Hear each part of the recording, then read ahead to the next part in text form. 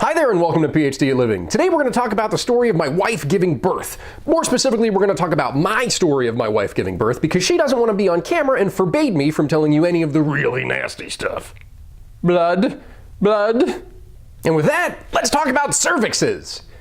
Cervices? There's like cactus? Cervix? I don't know. Anyways, a final note, we're going to talk about female anatomy, so make sure to put on your big boy and big girl pants and don't be a perv. We arrived at the hospital at 7:24 for our 7:30 scheduled induction. We were admitted, taken to a room, and hooked up to a bunch of machines. And then we waited for an hour and a half before the nurse came to administer the first drug. So much for the scheduled induction. First things first, I got some advanced intel from a coworker that there was a fridge with chocolate milk and ice cream in it. So I set about to find that one. Let me tell you, mission accomplished. Hey, listen, my wife was fine the whole time, all right? So hop off.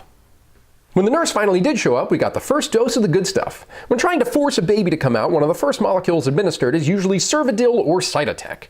Both of these are prostaglandins, and prostaglandins are a class of 20 carbon molecules that each have a 5-membered ring in them somewhere.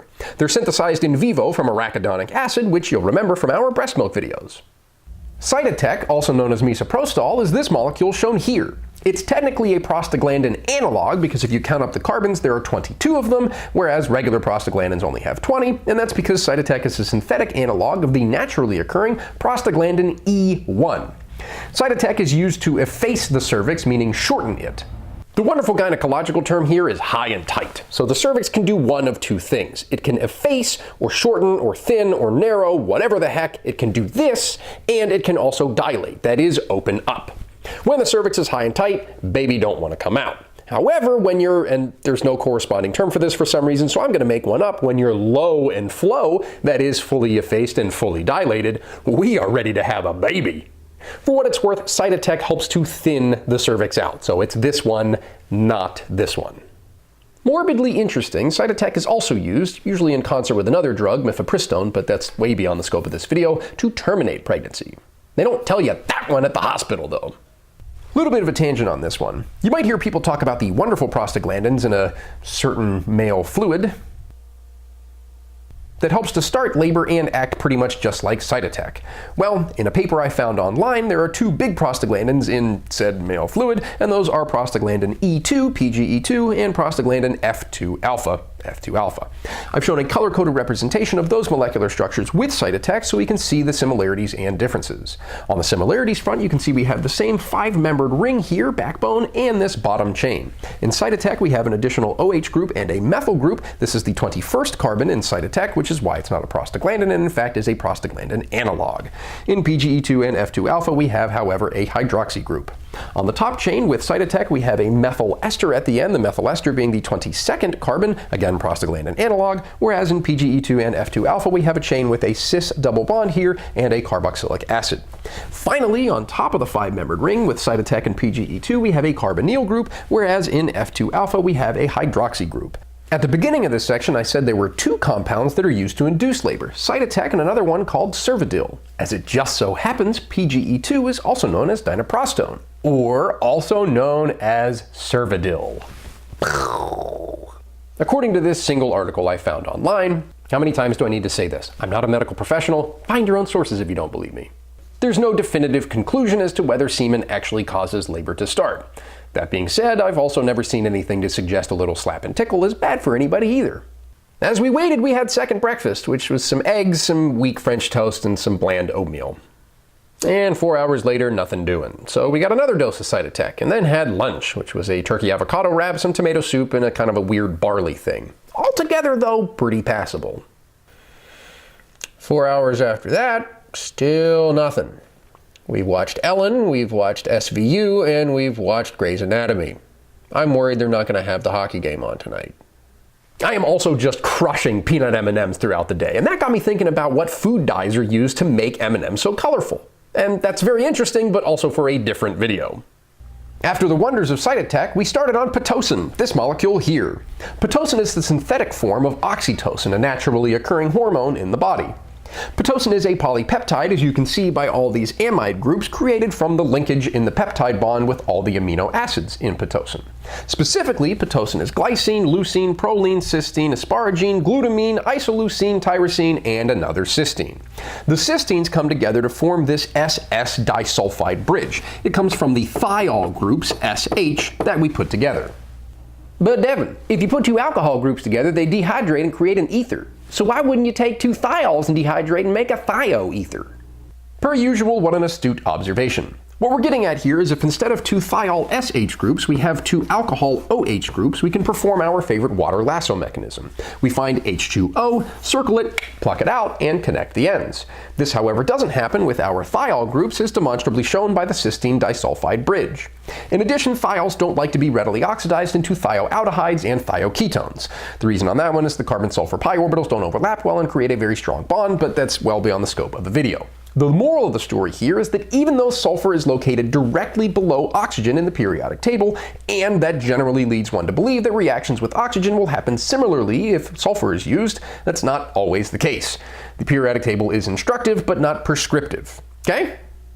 Big shout out to masterorganicchemistry.com, which has a great article comparing the reactions with thiols and alcohols. Link in the description.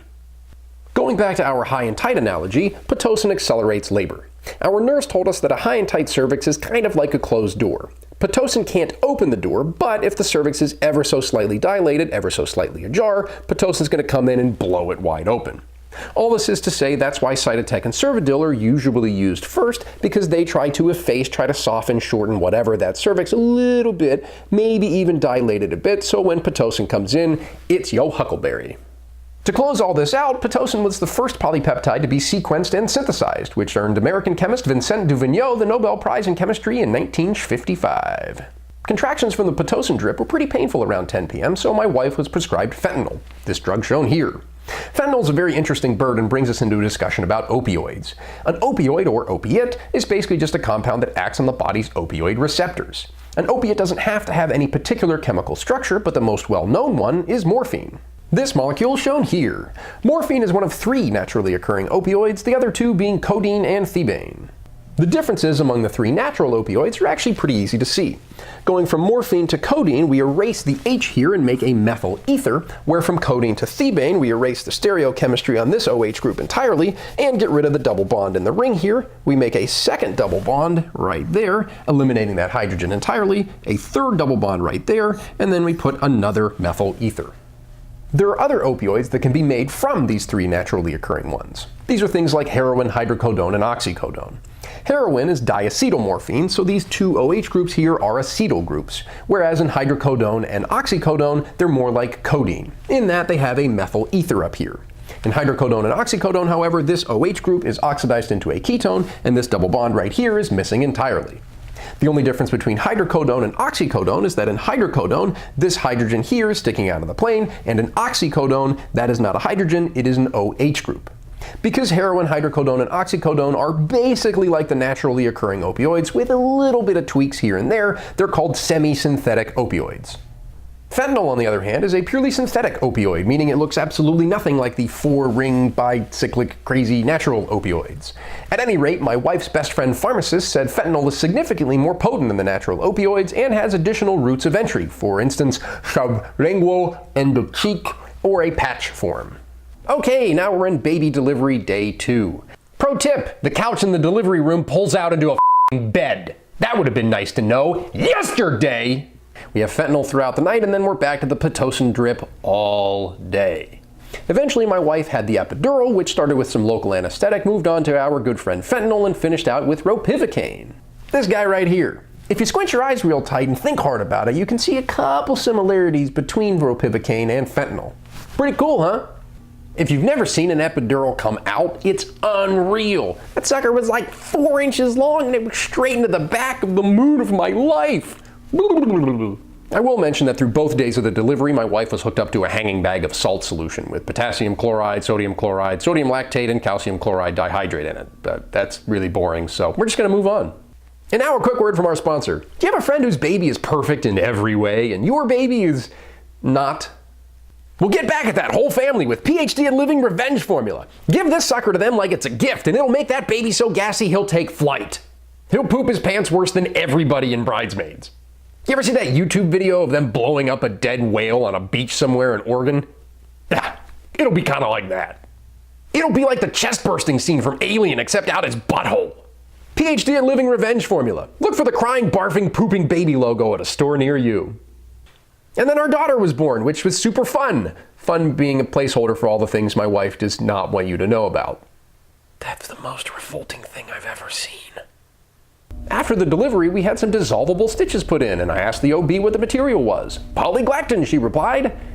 What the hell is polyglactin? Polyglactin is a copolymer of lactic acid dimer and glycolic acid dimer and is commonly referred to as Vicryl. Let's unpack that. First, we start with glycolic and lactic acids. Pretty simple carboxylic acid shown here.